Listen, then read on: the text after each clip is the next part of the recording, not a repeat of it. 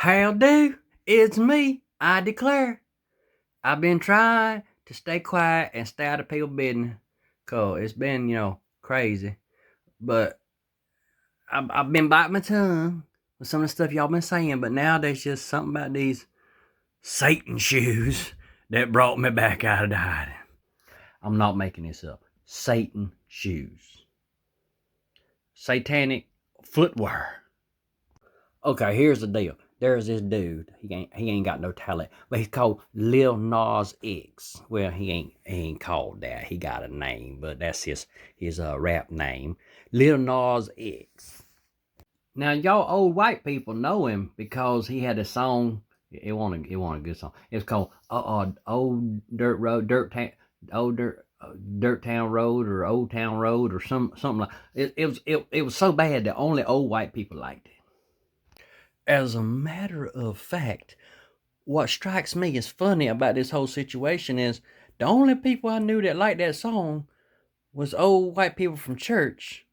And they're the ones freaking out because they believed such a thing as Satan shoes even is possible. Okay, so here's the deal. This dude took some of the ugliest Nikes you ever seen and had them painted somehow with some ink along the base of them, and is going to sell them 666 of them for $1,000 a piece, and yet they still just as ugly as they were before he painted them.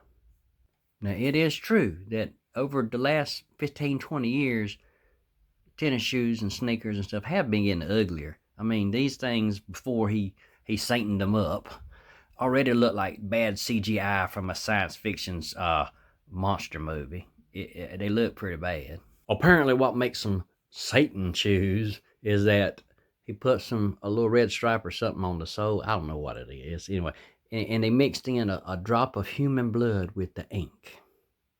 That makes them satanic. No, it don't. No, it don't. It just makes them a copycat. Because, see, back in the 70s, this rock band called Kiss, they had a comic book come out with Marvel Comics. And they thought for the gimmick, it would be they would mix up some of their blood in with the ink before it went to the printers. Okay, and he just copying that. It ain't original. It ain't even as cool as they did it. I mean, ain't nobody gonna buy no Lil Nas X comic book. But at least when Kiss did it, that was before AIDS, and definitely not in the middle of a friggin' pandemic. I mean, what in the Patuki is this fool thinking?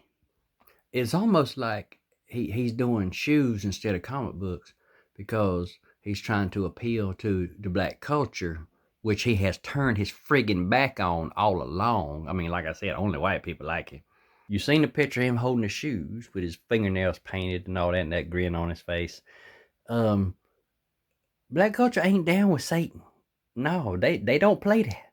No, that is not good. So you automatically alienating the entire black culture by that. Plus, they ain't real fond on dudes wearing fingernail polish either. So, you kind of alienating the whole black culture. I mean, why try now? You've been the biggest Uncle Tom since Kanye West, chasing down all these old white people, and now you alienating them. You ain't had no fans. I mean, we already know you ain't no good, but you ain't had no fans.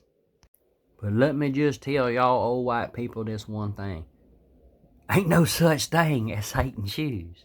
It's a publicity stunt, a PR gimmick. That is all it is. Quit freaking out over something don't even exist.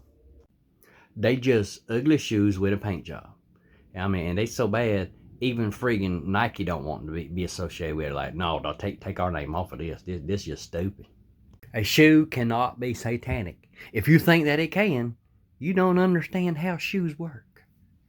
But for the sake of argument, let's just assume that these were somehow cursed with some satanic powers, and then they give you devil feet. I mean, say that out loud. Don't y'all see how stupid y'all sound?